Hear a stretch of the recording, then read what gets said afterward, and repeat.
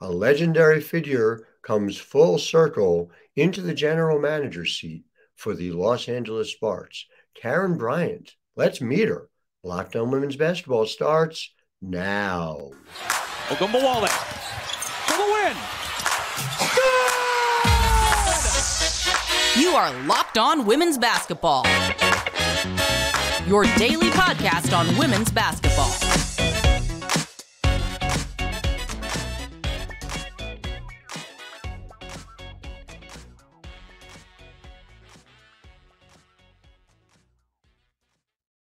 Hi, everyone, and welcome to Locked On Women's Basketball. I'm your host, Howard Megdal, thanking you for making us your first listen every day, even as my voice is coming back slowly but surely.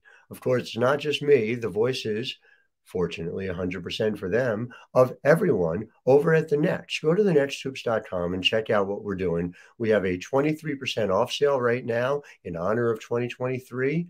Make sure you're getting all the coverage, over 100 reported pieces every month over at thenexthoops.com. And I am here to provide you a window into Karen Bryant.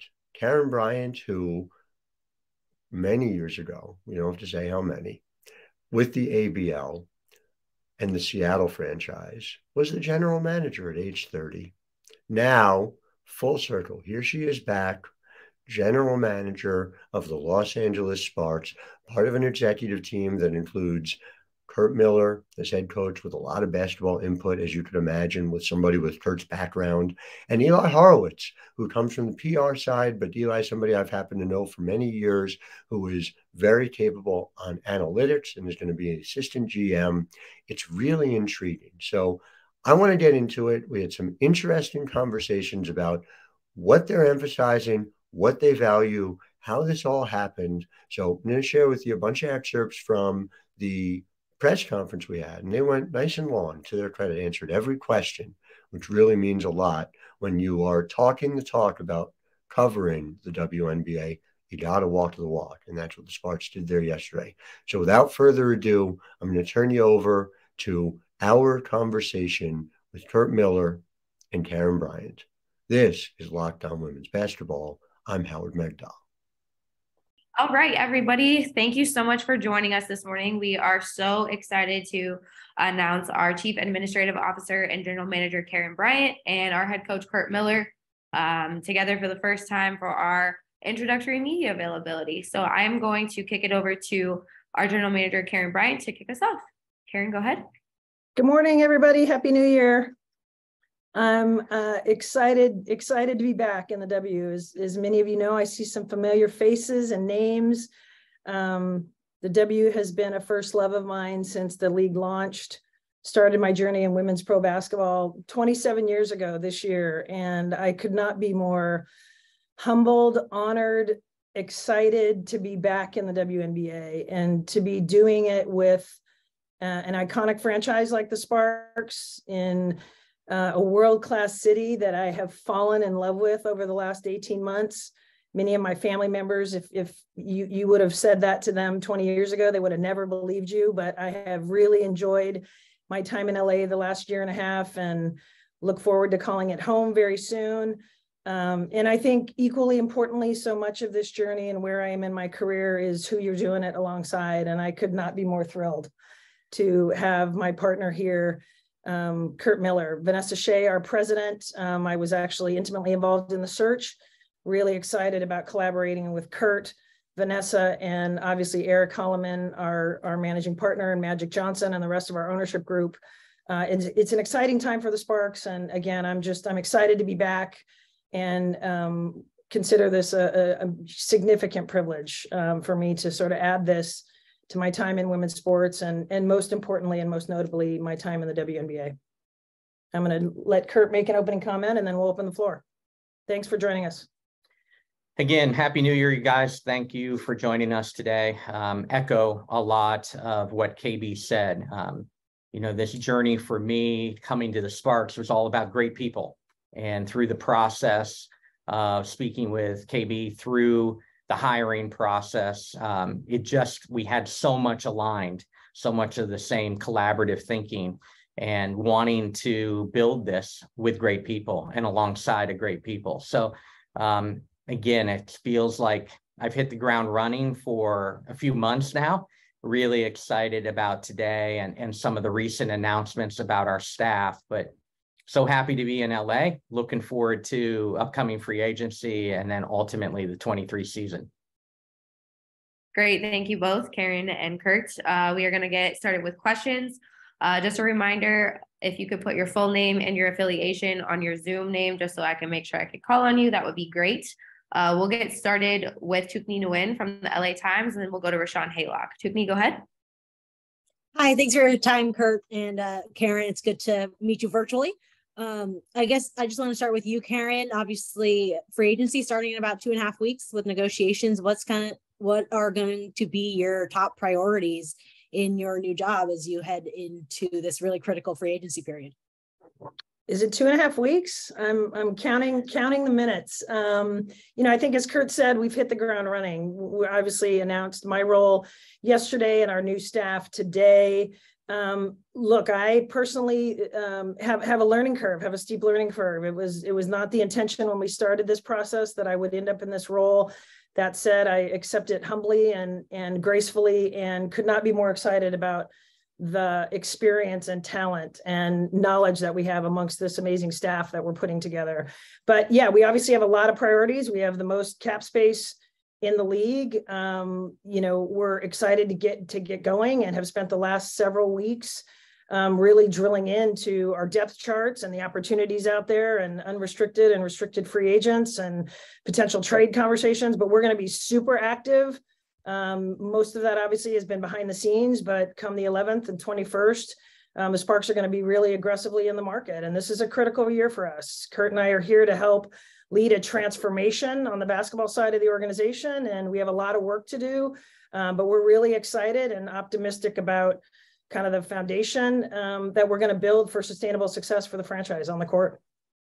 Just to follow up, if it wasn't the intention to have you end up as a general manager, how did you get into this job? How did that conversation kind of start? Great question. So I think, as many of you may know, after ownership group decided to transition away from Derek Fisher, we started the general manager search right away. Of course, Coach Williams finished out the season as head coach. So, those conversations actually began in earnest very quickly. And through the process, talked to a lot of candidates, vetted a lot of candidates. At the end of the season, when we decided to initiate the head coach search, in those conversations and through that process, as we narrowed down that list, and ultimately when we made the decision to hire Curt, through our conversations and getting to know each other, I've obviously had so much respect for him from afar, have watched the success he had in college in Indiana, and then of course with the Connecticut Sun. Very quickly, there was a bond that was built, and Curt mentioned this, but we really very quickly realized that there was a lot of alignment, and I think a really unique partnership in terms of how we were going to work together. And so as we continued through the process, we got to the end, and a conversation was brought up by ownership about me possibly stepping into that role. And Curt and I had a heart-to-heart conversation about it. I would not be sitting here today as the GM of the Sparks without his full support and confidence in my ability to add value to what he brings and the rest of our staff. So yeah, unexpected for me, I think ultimately unexpected for the organization. But as we sit here today as partners, I think we're both extremely thrilled and confident about our ability to collaborate and lead this organization going forward. Locked On Women's Basketball is brought to you by Built Bar. Looking for a delicious treat but don't want all the fat and calories? Then you gotta try a Built Bar. Why eat fruits and vegetables when you can eat something with real 100% chocolate, even though they have churro flavors, peanut butter brownie, coconut almonds, so many more? They somehow have only 130 calories and 4 grams net sugar with an amazing 17 grams of protein. I eat them everywhere I go. My family eats them wherever we go. We have largely replaced the need to figure out a snack with, or just grab a Built Bar. And that's what we do. It's what I do when I'm on my way to a broadcast. It's what my family does when they're on their way to an event. So now you don't even need to wait around to get a box. For years, you've been ordering them at built.com. Now you can get them at Walmart or Sam's Club. So head to your nearest Walmart today, walk to the pharmacy section, and grab yourself a box of Built Bars. You can pick up a 4-bar box of cookies and cream, double chocolate, coconut puffs.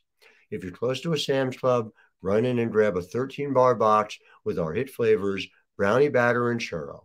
You can thank me later. Built Bars. Don't miss them. All right, we'll go next question to Howard Megdal and then Andy from the Chicago Sun-Times. Howard, go ahead. Thank you, KB and Curt. Great to see you both. Happy New Year. I'd love to drill down with a pair of questions for you, KB, if I could, about approach. One is, as you talk about having patience and looking for a longer-term build, you're obviously doing it in the context of a team that doesn't have a first-round pick this year. But obviously, in Seattle, we're so successful building around that number 1 overall pick, Sue Bird. And I just wonder, as you think about building a roster, how much you think it's necessary, especially at this moment where the salary cap is so tight and it's so difficult to bring in people on free agency, how much the draft factors in to what you're thinking about building.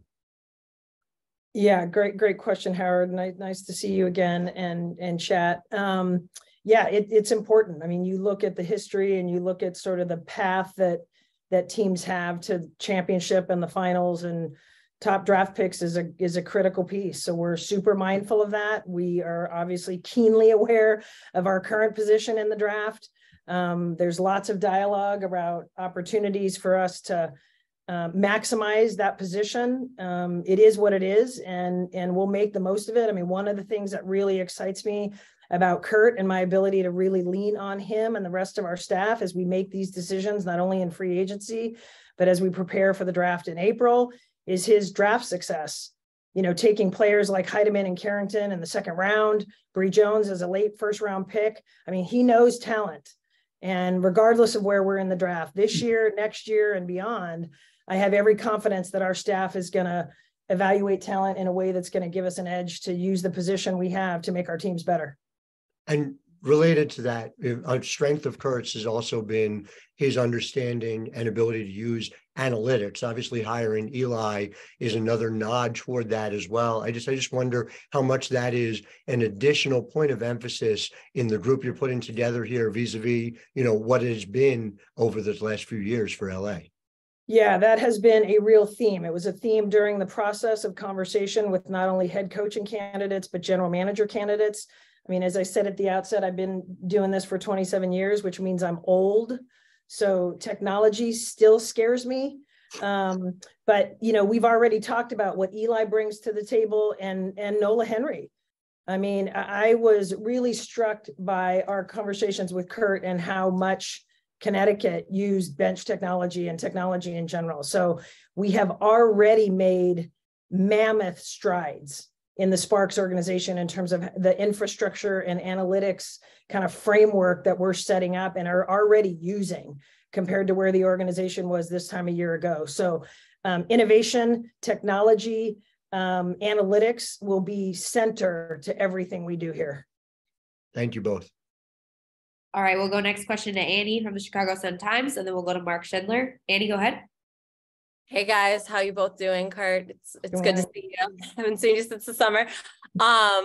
Over the last couple of years, the Sparks have lost significant free agents, and I none more significant than Candace. Under the assumption that she is back in 2023, how can you guys gauge the priority you'll put on selling her on a return to the franchise that she helped build? I mean, clearly, Candace's relationship with this city, this franchise is well known. And, we are as keenly interested as any party as to what Candace may decide she wants to do. And when the time is right, look forward to paying attention to that and engaging in conversations if the opportunity presents itself. But clearly we're not in a position to do that and have had no dialogue, and we will be sort of anxiously waiting to see what comes out of her camp and what she's thinking. But clearly the relationship that Candace Parker has with the Los Angeles Sparks is special. And there's a lot of success there and a lot of rich history. She's among a long list of players who have worn this uniform, who mean a lot to this franchise and mean a lot to this city and mean a lot to our game. That will be duly noted by all of us here. Kurt, I don't know if you have anything to add, just given, like you mentioned, your experience coaching her in 2015. Yeah, in general, 2015 really impacted me as I started my journey in this league, and a big piece of the reason why I've come back to LA.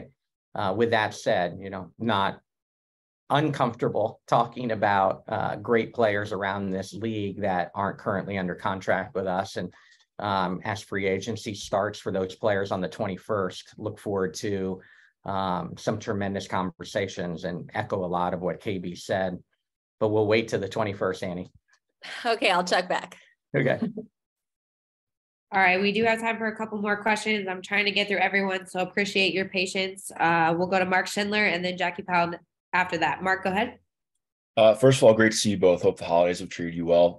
Karen, I wanted to ask a follow-up to something that you mentioned. Obviously, you've worked a ton on the business side after transitioning out from Seattle. And you mentioned kind of, getting back into like evaluations and diving back into that. What is that process like for you into really digging deep into basketball again and getting that front of mind? Rusty, learning curve, lots of late nights, lots of coaching sessions. I have a great coach. So I'll tell you, I have a learning curve here. I have a tremendous confidence. Again, I wouldn't have accepted this responsibility if not for the people around me, and they're gonna make me better. And I'm energized by the opportunity. It will be a challenge. It will be a stretch opportunity for me. But at this stage of my career, I want to make sure I'm continuing to challenge myself and grow and develop new skills. And I have so much love for the game. So to think about sort of where I am in my career and come back to sort of where I started, I think as many of you know, I started in pro women's basketball with the Seattle Reign of the American Basketball League, and within 18 months assumed the general manager position there at the age of 30 years old. So, 25 years ago, I held this very same title. And I'm excited to be back and with this group of people. But I've got a lot of homework, leaning a lot, as I said, on the staff, particularly Eli, to pull data together and, just lots of conversation, creating our depth charts, our war room in terms of how we prepare. But I'm confident that what I bring to our process and our preparation will be accretive to the talent evaluation and player personnel knowledge that our staff has. But I'm excited to get after it again, and I could not be more energized. Awesome. Mark, I have to jump in here because sure. KB's energy to attack this role has been top notch. We're never off the clock, and her passion for the Sparks, but her passion to build this and be in this role has been second to none. I thought I had a strong work ethic. I mean, I get messages from KB all day. And then I'm a morning person back in Indiana a lot in the off season. So I'm texting her at 3 a.m. her time, and she's answering me. And I'm still getting texts at midnight, my time. And it's just been an unbelievable partnership. But her passion, how talented is, she's way too humble in talking about her learning curve.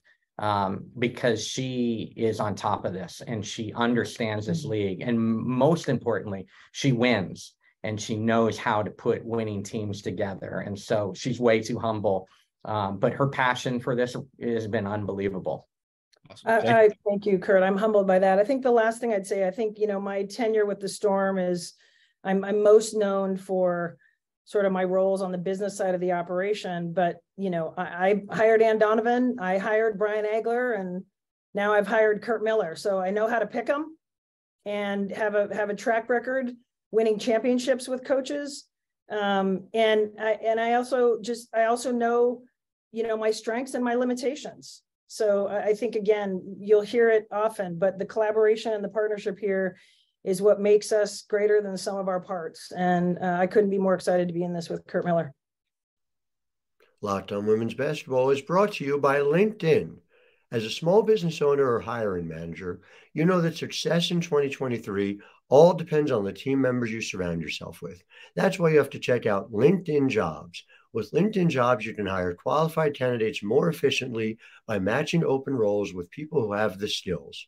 I've been really impressed with my experience with LinkedIn Jobs. It's made a huge difference as I've tried to fill writing jobs over at the Next.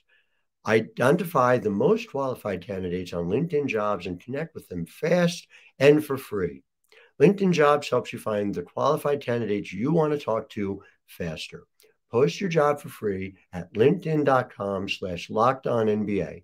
That's linkedin.com/lockedonnba to post your job for free. Terms and conditions apply. Awesome. Thank you. All right, we'll go next question to Jackie Powell, and then we'll go to Edwin Garcia. Jackie, go ahead. Hi, all. Thanks so much for taking the time. Karen, first for you, I'm curious if you can take me through the decision tree you went through to expand the front office in the way that you did. And if you can explain how the caliber of investment across the league in the front offices has changed the most since you've been involved in this league. Yeah, I think first and foremost, the decision to recognize, and this was probably one of the quickest, easiest decisions that I made alongside ownership, is to split the role. I think you look at sort of where the league is going and the stressors and the skill sets and the time and energy, physical, emotional, mental focus that goes into being a championship caliber head coach in the WNBA and a championship caliber general manager in the WNBA. And I think we have deep appreciation for the skill sets and the partnership that can and should emerge from a collaboration between a head coach and a general manager. And so very early, that was the first of the decisions in the decision tree. And as I talked about earlier, started the GM process first. There isn't a sort of natural pipeline for general managers yet in this league. Yep. And so, we vetted a lot of candidates, talked to a lot of different people. We're still in that process when the end of the season came, and we decided to start a search for a new head coach. And so very early on in the coaching search, started having conversations with coaching candidates about the GM role and the GM pipeline. And as Curt and I got more serious in our conversations, that's sort of where the decision tree and the process started to focus on, what kind of partnership we could build together. And very quickly, I think we aligned around, this is exactly where we wanted to be for this point in time for the LA Sparks. And to follow up before I ask Curt something, what did you learn in that process about what the GMing pipeline looks like right now in the WNBA? Just innovation, hustlers. I have so much respect for the GM roster in the WNBA. Have known many of them for a long time. Some of them are newer. So I look at sort of who I'm stacked up against and have a tremendous amount of humility around the caliber of general managers.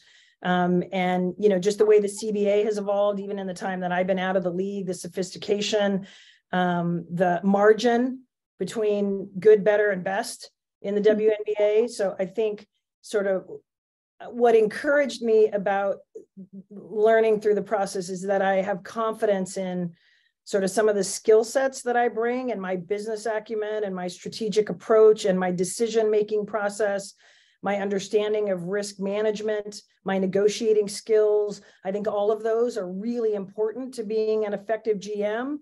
And even though I've been out of the game and do have a learning curve in terms of the talent evaluation and pipeline, that's where I really lean on one of the best in the league right here in Curt.